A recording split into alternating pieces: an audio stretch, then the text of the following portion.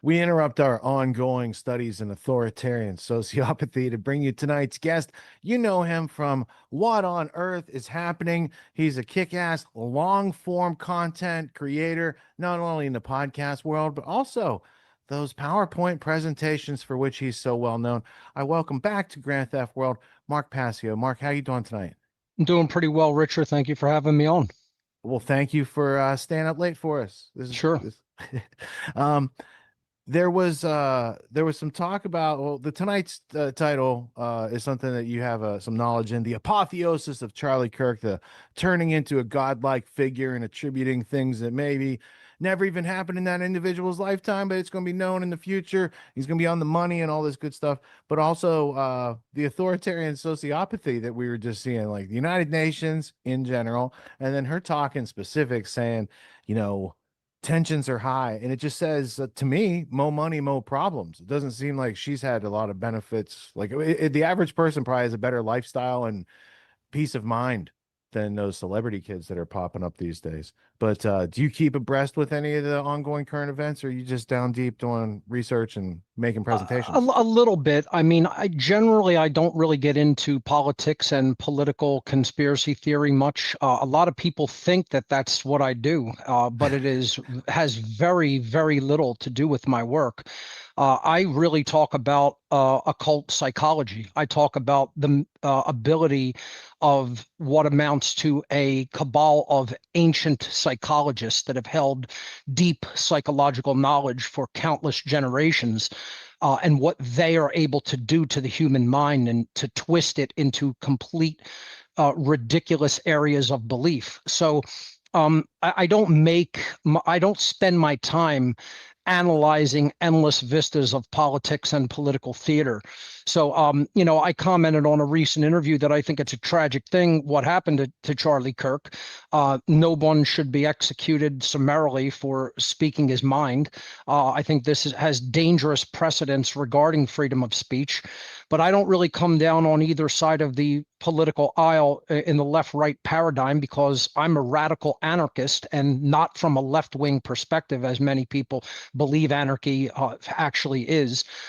Simply meaning I believe in nonviolence and a voluntary society, which is the opposite of authoritarianism.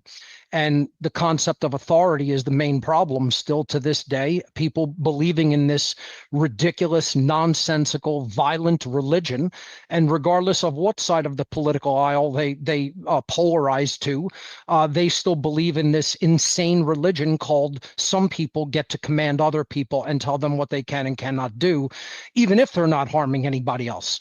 So that is a claim of ownership. And this is what my work is to do. My work is to explain to people you believe in nonsense. And that's not always the easiest thing to do, because as soon as you tell somebody you're a member of a cult, they want to turn on you. They want to attack the messenger. They don't want to actually examine their own belief systems, their own mindset, their own psychology. No, no, no. I want to just go 100 miles an hour in the opposite direction from examination of myself. And I want to go and attack somebody who's telling me it's probably a good idea to examine what you actually believe and who implanted that belief system inside of your mind. That's what my work is to do. I'm not a conspiracy theorist. I utterly, like, if anybody ever calls me that, I utterly resent the term. And it wouldn't really go well if someone called me that in person, because I lived an experience whereby I was actually in the presence of these social engineers.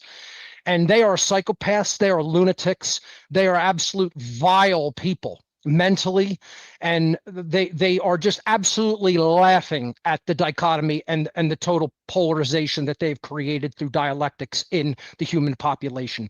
They're just pissing their pants laughing at everybody. And this is what I've been trying to explain to people.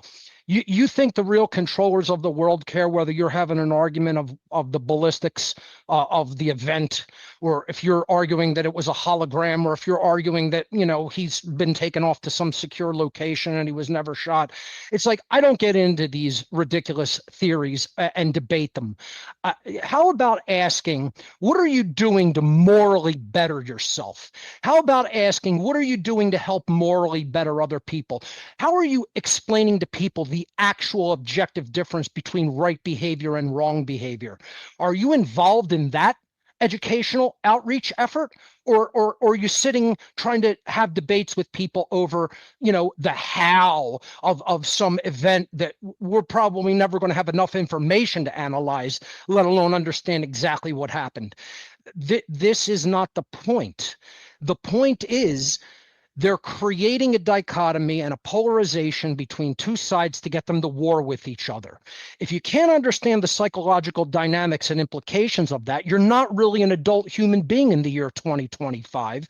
And understand this is what all authoritarian figures want to do, because that weakens the people that they enslave, and it sends power up the chain of obedience right to them through their order followers that they're going to command and say, oh, we got to do something to manage all the resultant chaos. People aren't psychologically sophisticated enough to understand these people's operations and modus operandi, because they haven't worked enough upon themselves to gather enough information about the psychological tactics. That's what I explain to people. I explain methodologies of psychological mind control. I explain how all religion is polarization. All religion is teaching people not to be able to truly think. It's teaching them simply to believe in something that is told to them. And that goes for the whole concept of politics, the whole concept of authority, the whole concept of government. Anybody that comes down on any of the sides of any of that is just completely psychologically weak, and they've been completely played by the rulers of the world, by the actual social engineers that are Satanists, that are dark Luciferians, that are absolutely evil psychopaths. And they're laughing at everybody. They're absolutely peeing their pants laughing at how easy it is to manipulate their slaves. And I think the political violence is the eventual admission of their intellectual bankruptcy. But by that time, it's setting precedent for other people to take ill action. And I really want to focus in on what you're talking about in the divide and conquer psychology that the rulers have always used. Like they even had like Latin phrases, like it goes back into ancient China and the emperors there. Learning in order to conquer, they must first be divided. And there's been a lot of history of how they do that. And we can see like real time right now, they are getting people to, they're getting rid of neutral people that would sit down and ask a question and have a conversation about it. And you're left with the extremes who are willing to take violence on both sides, right? You got the formation recently of, what is it? The John Brown Gun Club. And, there are sparks being thrown all over dry pine needles. And it's like, they're trying to make a fire. How do we tamp it down and get people to put some space between their stimulus and reaction and get some thoughtful responses out? Well, to go to one of the points that you first made there, I don't recall the Latin off the top of my head, but it's a phrase that was used in the ancient Latin world, and it goes something to the effect of, let he who would be deceived be deceived. And what that means is if you're stupid enough to fall for a scam, you deserve to be scammed. And this is what the psychological rulers of our planet, this has always been their mindset. If we can pull the wool over your eyes and you're stupid enough to fall for it, then you don't really deserve any respect or common decency shown to you because you're a stupid person. And that's essentially how they see us. They see us as dumb cattle to be completely scammed and gamed and ruled, just like a farmer would rule over a farm and all the animals on it. And this is the whole point, is what I'm trying to explain to people is, if you're not bettering yourself, see, there's four essential or primary destroyers of consciousness. And this goes back to my earliest work when I first came out publicly almost 2 decades ago, and started speaking on this after I left the cult. After I actually left the social engineering cult that is actually running this whole farm called Earth, and developed a conscience, or at least my conscience broke away from the limitations that it was under, and I finally said, no, I can't do this anymore, and I'm going to become a whistleblower. If people want to apply a term to me and what I do, don't apply the term conspiracy theorist. I don't deal in theories. I'm a whistleblower. That's what I am. I was in the cult, and now I'm whistleblowing about what the cult does. And they told me back then, 20 something odd years ago, you'll be banging your head against a concrete wall for the rest of your natural life until the day you die. And so far, that statement to me has not been proven untrue. That's basically what I've been doing with very little progress, with very little success, because I found it to be true what they were saying about people. People don't want to work on themselves. They don't want to see their own limitations. They don't want to see the ways that their consciousness is limited. They don't want to see their own inadequacies. They want to attack anybody that has defeated those limitations and inadequacies inside themselves, that because they're jealous of that state. They look at themselves and they hate themselves. They're self-loathing people because they've allowed the destroyers of consciousness to overtake them.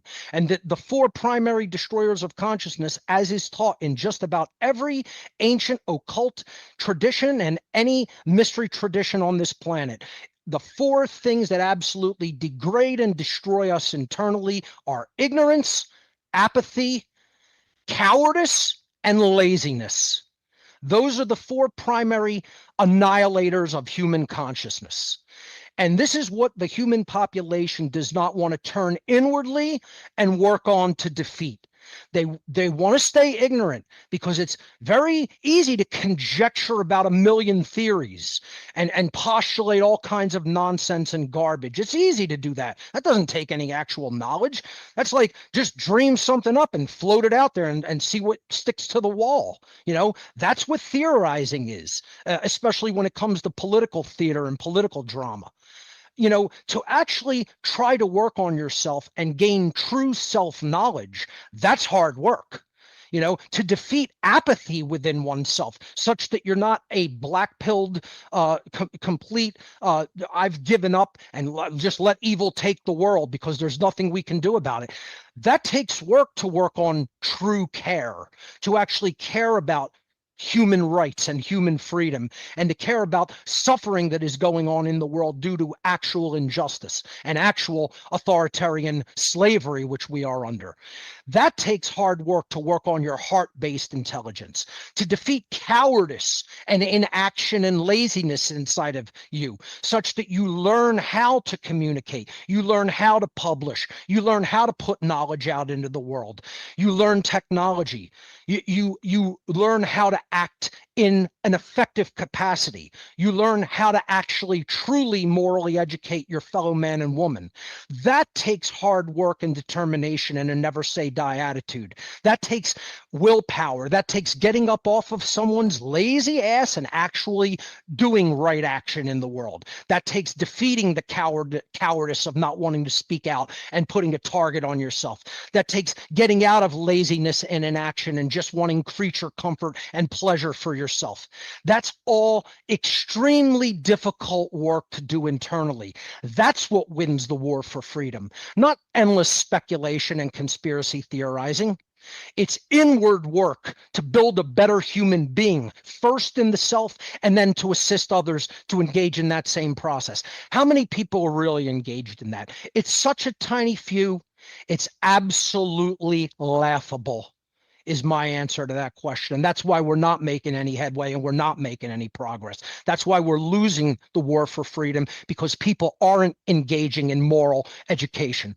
All they want to do is spout their opinion endlessly instead of actually turning inward, looking at the limitations and inadequacies in the self and healing those things, turning inward and healing past trauma so that you're just not somebody that just wants to blurt out everything about, oh, I'll say the first thing that comes to my mind because I want to be heard and I want to be recognized. You know, this is not about that. This is about building a world that is based in freedom because we're bettering the humans that comprise the world. There's a law in the universe, natural law, however you want to break it down, ultimately is saying one thing to the people of the universe, to anywhere you live in the 3D universe. And here it is, ladies and gentlemen. Freedom is reserved for good people. In order to be free, you must be good. And that means Do you understand true morality? And what are you doing to spread true morality? That's the questions that need to be asked inwardly of ourselves. And my question to everybody out in the listening audience is, and viewing audience is, how many people are actually engaged in that work instead of endlessly speculating, analyzing politics, conspiracy theorizing? You know, you're describing the patterns on the furniture of a sinking ship.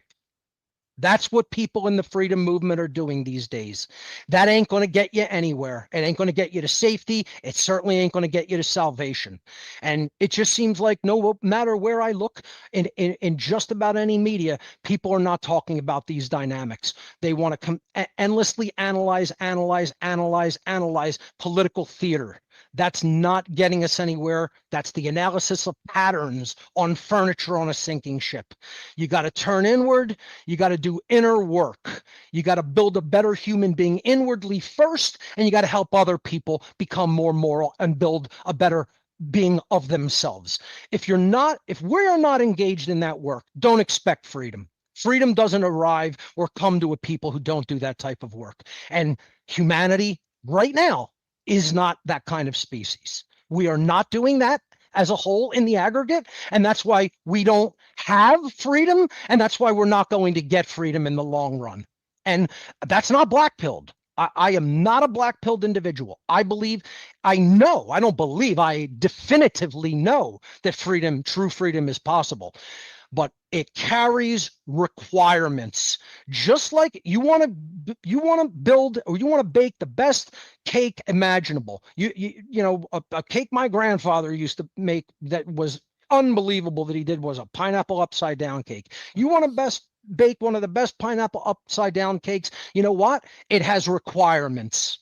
There are stepwise procedures. There are ingredients. You get high quality ingredients, you follow the stepwise procedures. Now you've met the requirements. You bake it properly, you take it out at the right time, it's going to come out wonderful and taste great.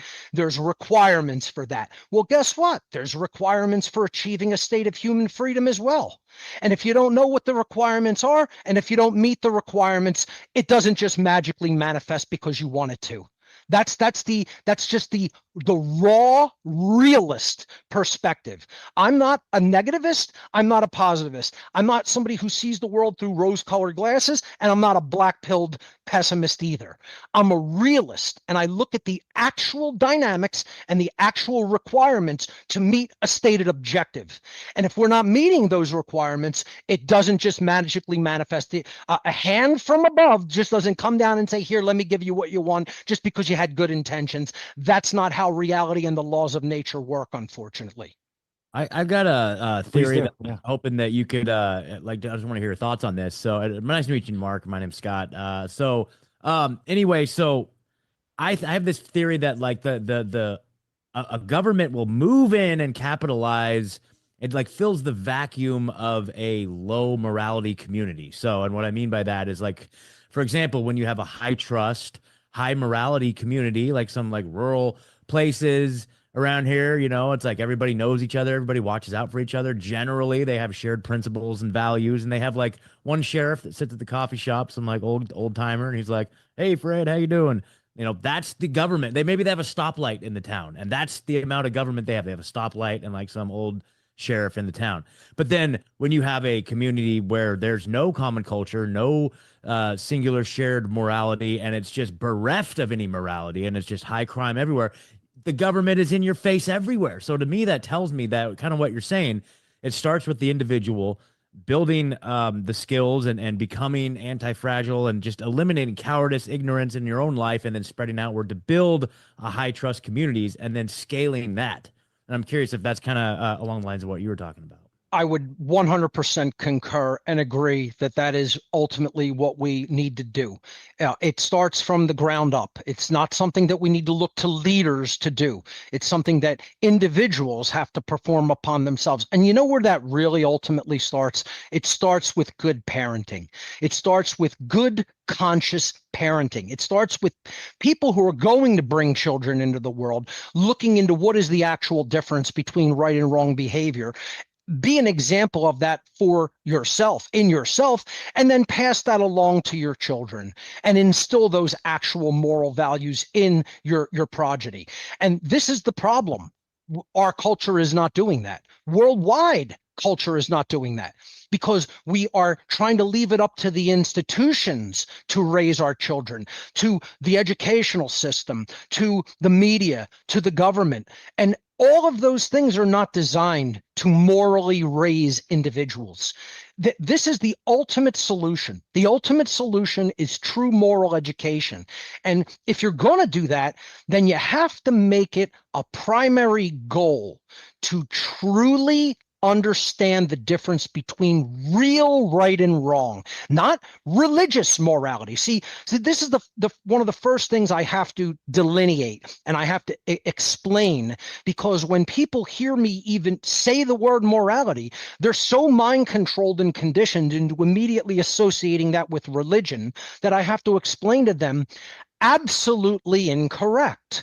I am not talking about any religion, because I know that the religious traditions, no matter what they are, doesn't matter what organized religion, are actually created and designed to steer people away from true objective morality.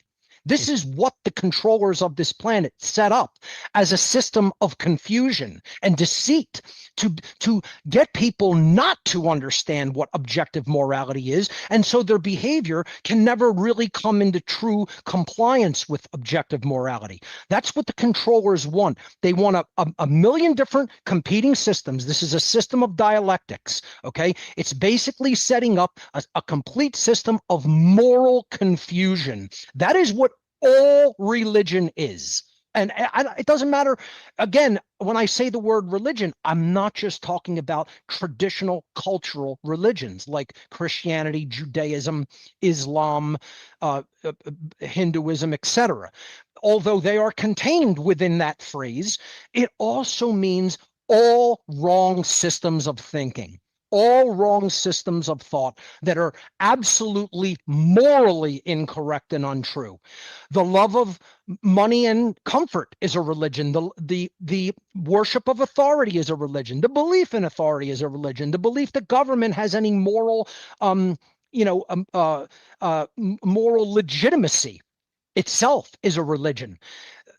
Anything that you put 100% faith into and you believe axiomatically without actual logic and proof constitutes a religion. So I don't say the phrase, the term religion, just meaning traditional, regional, cultural religious beliefs like the major world religions. I mean it as any state of consciousness, any belief system, I should say, that tries to put your consciousness into a state of limitation and confusion. And that is what all religious morality is.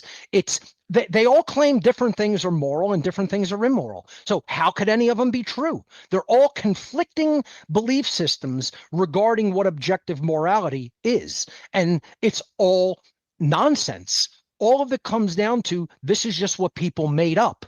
You can definitively recognize what true objective morality is if you actually understand natural law and what are rights because they are behaviors that do not initiate harm upon others, and what behaviors are wrongdoings or transgressions against natural law rights because they actually do initiate harm upon other people. Measurable, demonstrable harm, the diminishing of a being in some capacity, not hurting someone's feelings, but actually taking something from them, diminishing the person in some respect, whether it has to do with life, rights, or property in some form.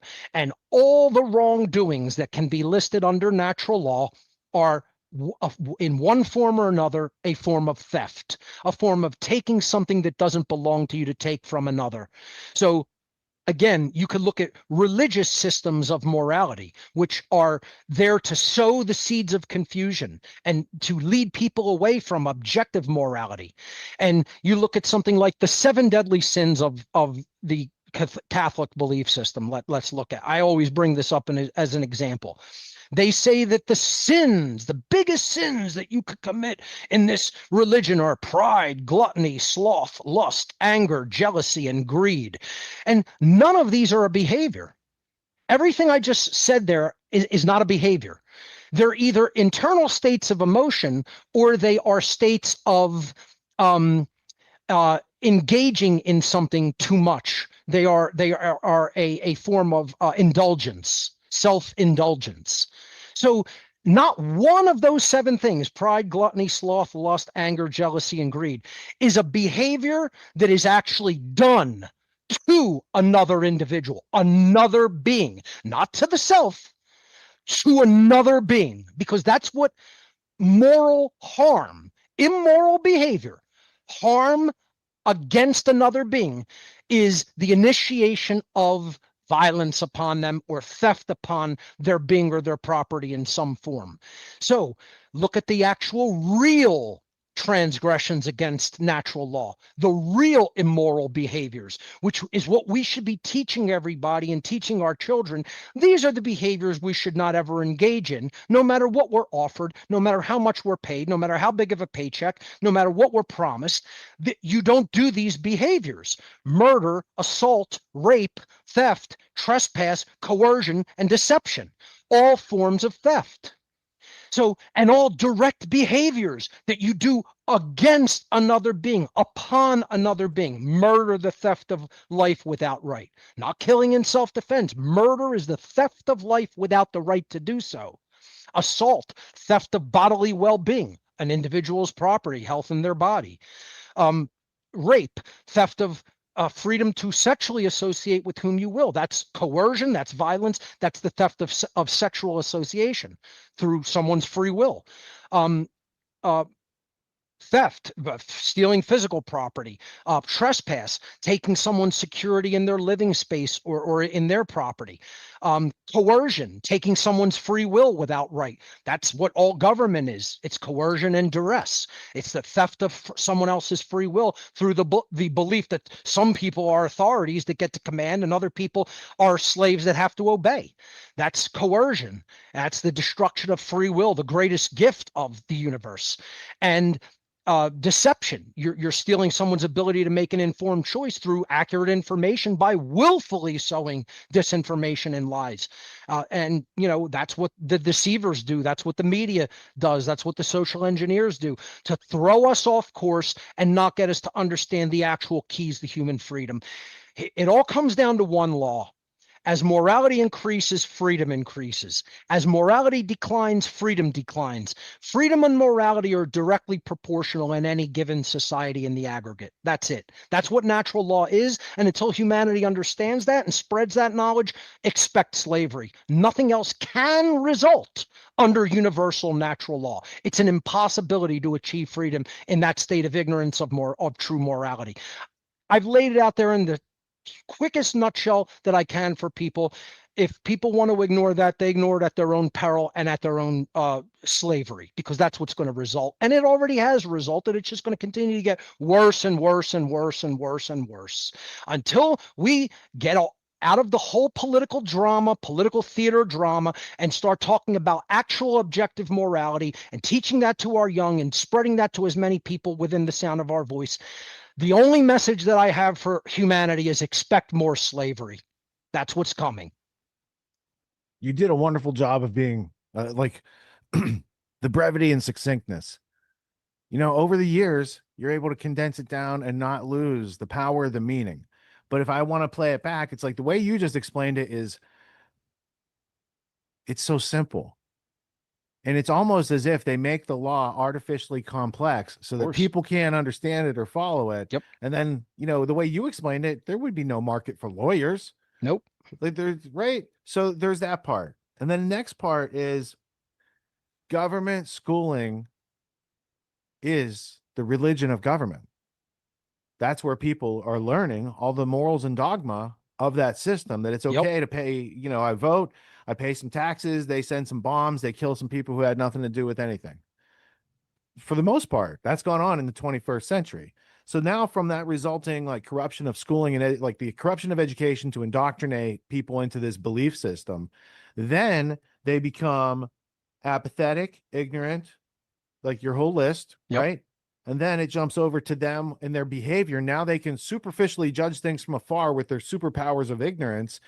They never need to get in and actually try hard or Yep. develop themselves or practice to achieve competence and proficiency, because they could just know from looking at this, here's a snapshot of someone doing something. They're like, oh, they can judge it from afar. So like there's rewards for those epitomes of ignorance that tie back to like your comments on social media and current events. There's a lot of people that don't even know how to think, and then they're just like, imagine this. And there's other people who don't know how to dismiss that as arbitrary and move on, and they all get caught up. And then there's people like us who are like seeing that whole traffic jam as we're moving on the country roads, making progress every day. So going back to your not black pill perspective, but like too few people have learned these teachings, right? Yes. I look at it like exponential function. So at the beginning, it looks like there's nothing going on.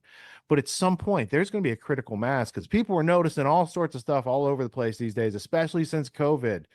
A lot of people just, they woke up for no reason. They don't even know why they're red pilled, but they're just skeptical. Whereas in the past, it was like the Cassandra complex of like, you're knowing the future and no one believes it and you can't really do much about it. And you don't want to go join the bad guys who profit from it. It's like then you get that Ben Affleck meme look where you're like, right. But the civil war that they're trying to drum up, the psychological pressures and triggers that they're waging on both sides to make them think that they're right and they have the right to go commit violence on the other side, which is the epitome of not freedom. It's unbelievable. Yeah. How many people can easily be whipped into a political frenzy and furor because they've identified with political belief systems. See, all government is there to do is demoralize people. It's there to make you an obedient slave. That's it. That's all it wants. It wants compliance and obedience, and it wants demoralization. And literally, demoralization means making you a less moral person. It's not just about morale as far as how you feel, whether you feel good or not. It's the demoralization as far as your morals are concerned, because it wants you to accept something that it's completely on its face immoral, which is the claim of ownership. That's slavery. See, authority is the claim that you own another being.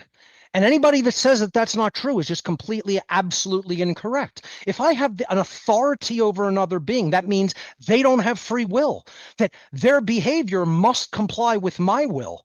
So their will is completely owned and controlled by me if I'm claiming authority over them. Any entity that claims authority over another being is claiming ownership over another being, because they're saying, I'm in control of your free will and your behavior.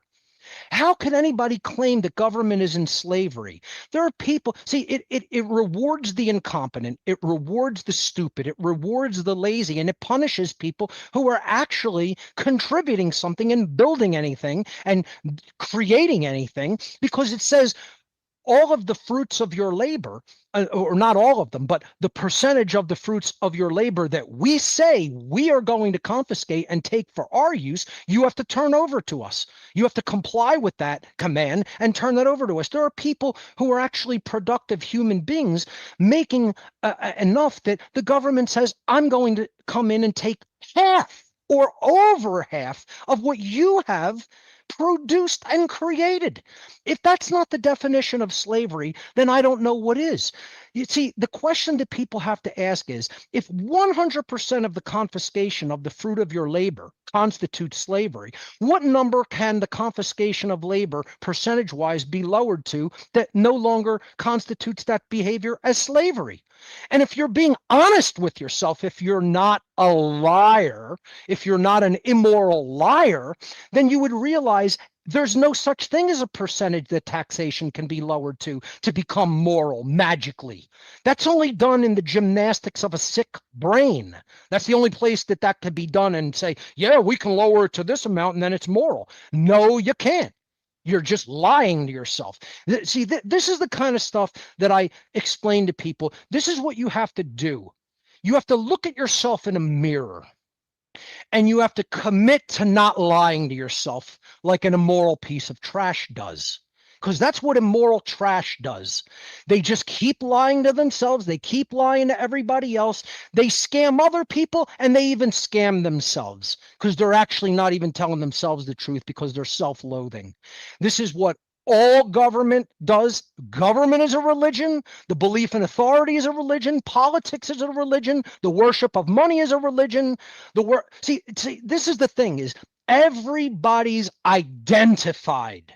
They're identified with a system, with a belief system, with an institution. That's what religion is. Identification with the non-natural, with constructs that only exist in a diseased mind. That's what all religion is. And people will just cling to it like a maggot to dead flesh because they don't know anything else, and they're too cowardly to step away and out into the wilderness of thinking for oneself. That's what it all comes down to. This is what I teach. This is why I deplore the label conspiracy theorist. Just everybody out there, don't ever apply that label to me. Go apply it to some sacks of garbage that want to engage in conspiracy theorizing. I am a moral teacher of humanity, a teacher of morality to the completely degraded species called human beings, trying to rebuild them into moral individuals. That's what I do. I don't conspiracy theorize. Okay? So, and again, I'm a whistleblower for the satanic elite because I was involved with them in my youth.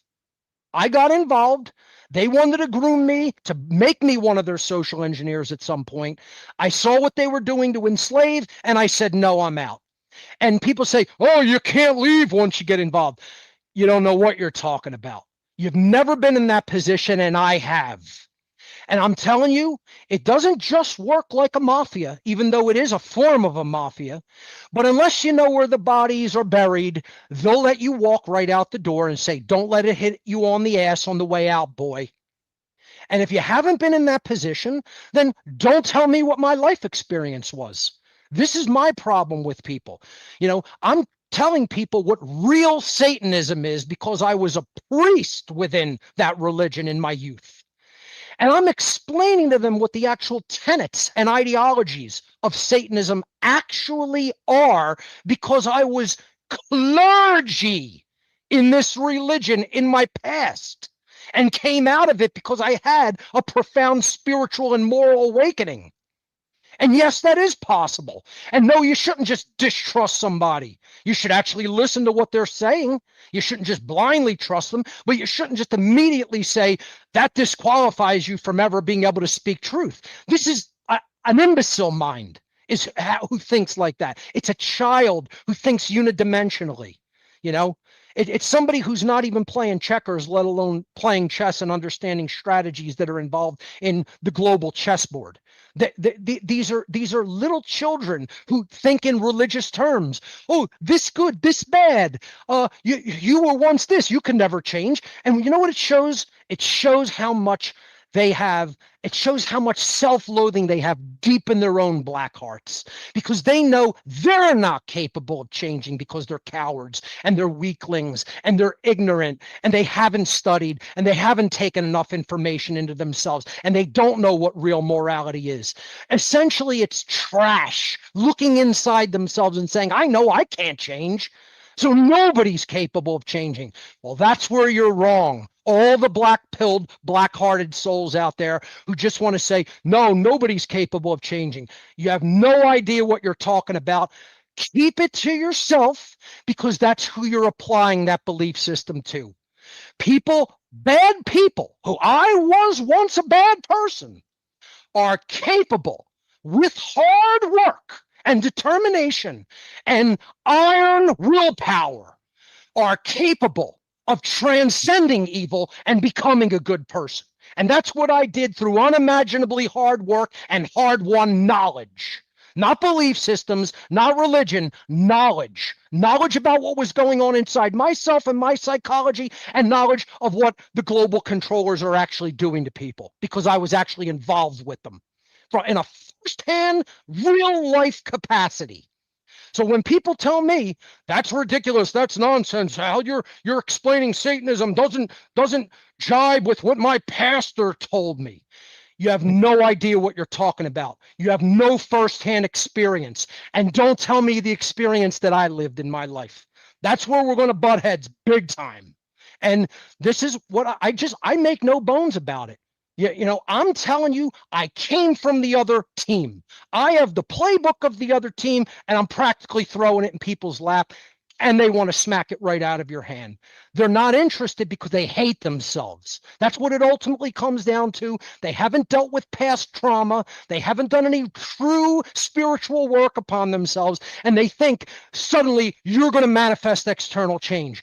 You're going to sit in a slave chamber and rot is what you're going to do, because you haven't done any of the internal work that needs to be done. And if you hear the anger in my voice, if you hear the frustration in my voice, you should realize that's the proper emotional response, because there are good people in this world, and they're being enslaved by the idiots of it. They're being enslaved by the people that don't want to look inward and don't want to change themselves and don't want to help others to change. All they want to do is spew nonsense because they want attention. I'm not talking about any of that stuff. I'm talking about the real hard spiritual work that goes on inside of an individual. And a pissant amount of humanity is doing any part of that work. What do we do? Post-traumatic growth. What do we do with all the immoral scum criminals that aren't willing to change, that have no interest in changing? Can't we just deploy the National Guard to the city to take care of them? I don't believe that's the responsibility of any government agency, because I don't believe government should exist at all. It's the responsibility of the people to clean that mess up, because who created it? The people created it. They created the mess by not morally raising their damn children. And then you want to cry to an external entity to come in and sweep the mess up that we made? If someone spills a bunch of garbage all over my kitchen floor, I'm going to tell them to clean it up, because they made the mess. They're responsible for it. They should clean it up. It shouldn't be left to somebody else to clean up. This is the situation that we are in, and people believe the most ridiculous, nonsensical answers are the solutions. Religion's never going to teach you morality. It wasn't designed to do that. Government's never going to create freedom. It wasn't designed to do that. You got to understand what the ostensible purposes of institutions are and what the true purposes of institutions are. And you're not going to learn that from the media. You're not going to learn that from school books. You're going to have to go into very deep workings of psychology and occultism to find that work, of hidden knowledge that isn't meant for the average everyday Joe.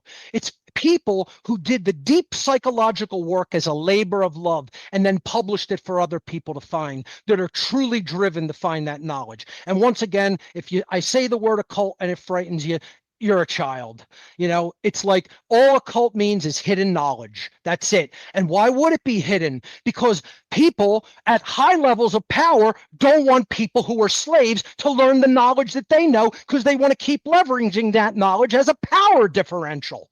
And the people who believe in all the nonsense of what the institutions are designed to do. You believe the media is telling you the truth. You believe the government's there to protect your rights. You believe the pharmaceutical cartels care about your damn health. You believe the educational system cares about your edification and education. You're out of your mind. You're out of your gourd.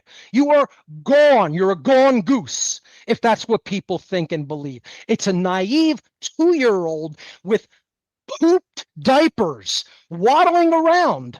That's literally what it is. And that's most of humanity. Let's face it. That's what most of this species is. They're naive children who hate themselves, who want to believe any of the nonsense that all the institutions have told them. And what I'm trying to do is explain to people what the real purposes of these institutions are.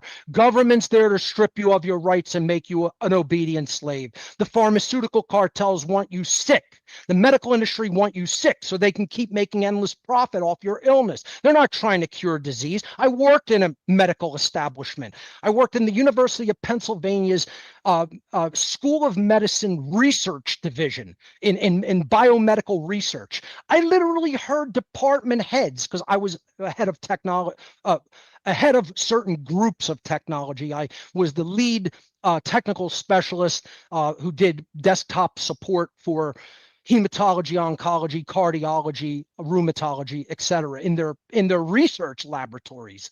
So I have a background in that as well, in technology, in working inside the medical field, hearing what doctors and researchers were saying. They were openly saying, we don't look for cures. We're not here to cure anything. We're looking for treatments that can be sold to people. They were just blatantly saying it out in the open. These people don't care about you. Government doesn't care about you. It's there to control you. The educational system is not there to make you smart. It's there to make you dumb, so you can't actually engage in true critical thinking and logic through the trivium. They don't want to teach you the trivium method of grammar, logic, and rhetoric, of gathering information in an eclectic capacity so you can pour through it over many, many, many man hours of time and then come to a logical understanding through logical transforms and weeding out logical inconsistencies so that you could truly understand what the data set means and then act upon it rightly by disseminating what it actually means to other people. They don't want you engaged in that process. That's why the trivium was stripped from the educational model. And people don't even know this.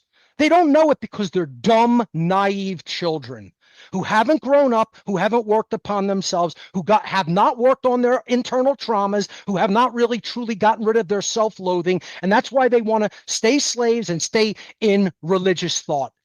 It's people who hate themselves, who somehow believe the sick notion that the universe was created to torture us. I accept that there's a creator. I don't accept it. I know it. Factually, the universe is not some clockwork dead mechanism of matter. If you believe that, I got a couple of bridges in New York City to sell you. This is all dynamically, intelligently driven by an absolutely, completely unimaginably powerful force. And I'm not here to tell you what that is. I'm not here to push religion on somebody. I'm here to tell you that it structured all of the order and laws of the universe. That's what I know it did. And we're governed by those laws. We're not exempt from them behaviorally. They not only govern the laws of matter, they govern the laws of behavior. That's why if you behave one way, you get enslaved. If you keep condoning for immorality, you get enslaved. That's what humanity has done. We've behaved immorally and we've condoned immoral behavior. You know what happens to a species that does that in the aggregate over thousands of years? Slavery. That's where we're at. If you want to get out of that, you got to change the behavior, because then the natural law gives you the opposite result. It's so simple, it's almost stupid that this would have to be explained. And this is what the actual laws of the creator are, not what nonsensical religion tells you not to eat meat on this day of the week and do this and that, whatever. Wear these kind of clothes here, but not here. And it's just nonsense. And people can't see it as nonsense because they're so indoctrinated into it by their parents, by their family, by their teachers, by their clergy. It's just dumb people perpetuating stupidity instead of actually learning what the laws of the creator actually are. This is why I'm angry. This is why I'm frustrated. I don't enjoy this. This is not what I want to do. I want to live my life in freedom and have a decent time while I'm in a fucking body. Pardon my language. That's what I want for myself, and that's what I want for everybody else. It's very simple. I don't want self-inflicted suffering perpetuated constantly in our species. There's a way to do that. There's an answer. There's a way out.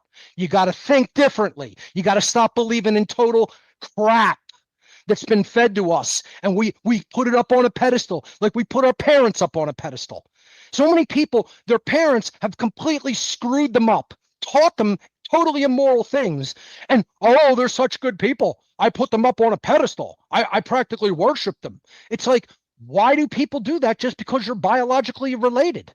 And I'm not knocking the family or the family system. I think that has to be strong, but it's got to be based in true morality and truth. The whole point is, how many people's parents screwed them up by telling them things that further traumatized them, that they told them, oh, this isn't for you. You're not here to do great things. You're here to be mediocre. You're here to go do manual labor. You're not that smart. You're not that talented. Don't try to aim too high. That parents teach people to miss the target all the time. to not even set the bar high and aim for a worthy pursuit or cause. And then we want to say, oh, we should just put them up on a pedestal because we're biologically related to them. This is nonsense. This is how all the nonsense gets perpetuated and the trauma gets perpetuated. The trauma cycle gets perpetuated down to the next generation after generation after generation. We got to break that cycle of abuse and ignorance and laziness and cowardice. And that's carried on by the family system. Absolutely. It's carried on by religion. It's carried on by educational systems. It's carried on by all the institutions. All of the institutions are fraudulent. Not some of them, all of them. All of them. And people have to stop identifying with them. They have to stop their personal ego identification with those entities and institutions. And that's why we're not freeing ourselves, because people are latched onto those things. And when you latch onto what's incorrect, see, this is why right, correct leads to right morally. Wrong, incorrect leads to wrong behavior. It's not an accident that we use those words for different concepts. You're right. Well, you're correct. You did what was right. You did what was moral. You're wrong. You're incorrect. You just did what was wrong, what was immoral. There's no accident that those words are the same, because what is correct leads to what is morally right, and what is incorrect leads to what is morally wrong. This is why being correct is so important. This is why learning how to think is so important. You can't just arbitrarily choose things based on your feelings and your emotions. You have to be able to think logically and know how to go about truth discovery through the trivia methodology. And that's why they've removed it from the education system, to keep people dumb so that they can enslave them. You know, I mean, I don't know what else I can even really say if people don't get what I've talked about. If you can't really comprehend what I've talked about, people just need to really look inward and look in a damn mirror and ask the question, what the hell is wrong with you? Not me, not Mark Passio. Mark Passio's fine. Mark Passio, as a former Satanist who came out of it and actually became a moral person and desisted in his former evil ways, I'm going to be fine. You don't need to worry about me. People need to look in the mirror and worry about themselves. You got to get that URL too to go along with what on earth is happening. Get what the hell is wrong with you.com. Yeah, exactly. Redirect. I thought you were going to tell them to get markpassiosfine.com. That's a good one too. Mark, you speak with great parrhesia, and it's welcome, and I can tell you care. And we've addressed those who won't get it. Let's talk to those who do get it. When are you hosting How to Be the True Media? When are you doing the solutions part of it? And also, side question, have you ever done like stand-up? Because you are so close to having like a Carlin-esque stand-up act, because you have enough knowledge to make fun of the stuff, and that's all that's necessary. Richard, this is why I love you, because I mean, I would have loved to do other things with my existence. Comedy might have been one of them. I joke around with people, but like, I loved watching like old painting shows, right? Like after pro wrestling on Saturday afternoon, like watching painting with Bob Ross or whatever. For sure, dude. Yeah. I had the paint set and all. I wanted to become an artist, and maybe I could have if I really developed those skills. You know, that never materialized. I always say this isn't Bob Ross style, but this nice. Is I try to get it on. It's Picasso during his blue period. See, that's another thing, Richard. You never cease to amaze me with your talent, man. You know, you're a man of many talents. I'll tell you. I heard you sing at Porkfest. Damn, man. I mean, you were singing some Doors songs. It was like you got a hell of a voice. I just learned that last summer. For 51 years, I was scared to be in karaoke. Unbelievable. Position. It would have been like one of my worst fears. There was a time, not like probably 18 months ago, you could have said, hey, $10,000 for charity. We want you to sing karaoke. And I'd be like, I'm not even going to try. I know I can't do it. Well, I was highly impressed, I got to say. Well, thank you. That's very kind of you. And I was more of an artist of the painting variety before I started getting into like all this history and reading. And it's like, I could learn about the people trying to take away our freedom forever, or I could, follow my passions as an artist. I like to think that these shows each week are my form of like practical conceptual art, because I'm bringing the history all together and doing it live. This is absolutely a form of artistic creation, no question about it. So, you know, I liked sports. You know, I played baseball and football when I was young. Not the greatest at them, but appreciated them. I got very good at bowling. With very little practice, it just came naturally to me. You know, I just got really good at it. Like I got to like throwing like in the 260s at some point. Wow. You know, I threw it. My high game is a 265. I mean, that's like with very little practice. And I'm not saying that to brag. Like I just never like was like I'm going to become a bowler and go to Right. the lanes every day. You know, that's like going with friends once a week. You know, going outside and like lighting up some cannabis and going onto the lanes and like just having fun. You know, so imagine if I took it seriously. You know, probably could have been a great. You There's experience many things I freedom would have when liked you're to in have those done. when you're in those modalities, when you're doing that thing, you feel freedom, because that's what That's I right. feel from the karaoke. Yeah, Like you I get was in the just free for zone. a couple minutes. Yeah, you get in that. All You- right, so how to be the true media? Are you yeah. teaching it again this So year? yeah, regarding solutions, you know, once you understand what the real solution is, which is true morality, which is true objective morality, and understanding how natural law works to bring us the results and the consequences of our free will behavioral decisions, you have to communicate that to other people. So what I teach is the technology of how that is done. You want to become a podcaster, you want to make videos and documentaries, you want to publish books. Like I'm going to show you in this tech seminar from the very beginning of how to use an operating system all the way through to how to build a website. So this is what I do. It's called howtobecomethitruemedia.com, because we need truth tellers in the new media, right? We don't have to just be the new media. We have to be the true media, the truth telling media. And this course runs 23 weeks in succession, 1 day a week, one night a week. And it's held on Telegram. And I basically teach this course over a 6-month period from January through June every year. You can check it out, howtobecomethitruemedia.com. In addition to that, I'm going to be hosting a seminar on internal work, the spiritual work that actually has to be done to change ourselves inwardly, not looking at the external dynamics. I do that through whatonearthishappening.com. I explain to people what's really going on in the world, the methodologies of control that are being employed against us, talk about some of the occult factors and ideologies that are out there, teach true positive occultism, what I refer to as the body of knowledge known as the light occult knowledge, which is how natural law actually functions in our lives. What we have to do to actually change ourselves if we want to see change manifested in the outer world around us. So this seminar is called Mark Passio's Shadow Work Seminar. And it is not, if you've heard this term before, if you're expecting it to be anything like New Age variants of so-called shadow work, it is absolutely not that.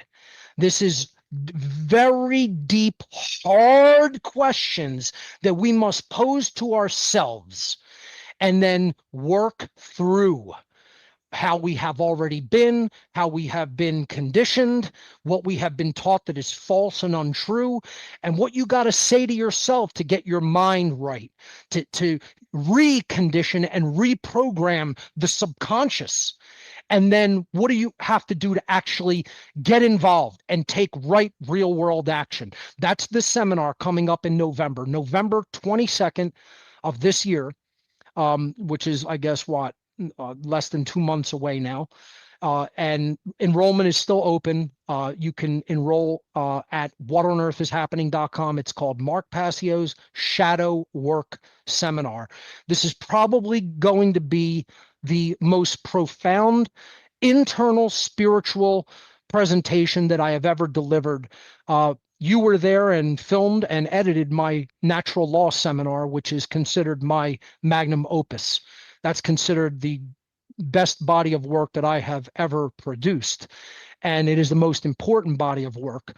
And I thank you for being there and doing that work to help me assist getting that out to the public, Richard. This is going to be a lot different because it's really going to be about the individual and how they must look at themselves inwardly in order to change into the kind of person they have to become to really be a champion of true freedom. So it's going to be some difficult work for a lot of people engaging it. And once again, I just have to state emphatically, it is not New Age shadow work. This is real occult shadow work that I will be teaching and showing a methodology for. Well, Mark, you've been an evangelist for freedom over the years, and I consider you a fellow abolitionist of the 21st century variety. I think you're a whistleblowing warrior, not a conspiracy theorist. And I appreciate you making so much time in your schedule tonight to share your wisdom, to elucidate these ideas for the audience. And I know a lot of our audience was shaking their head the whole time, agreeing with you and not saying, I don't get what he's talking about. So excellent. Richard, thank you so much. I consider you a highly respected peer. I love what you do. Please continue. And thank you for all of your efforts, my friend. Well, thank you.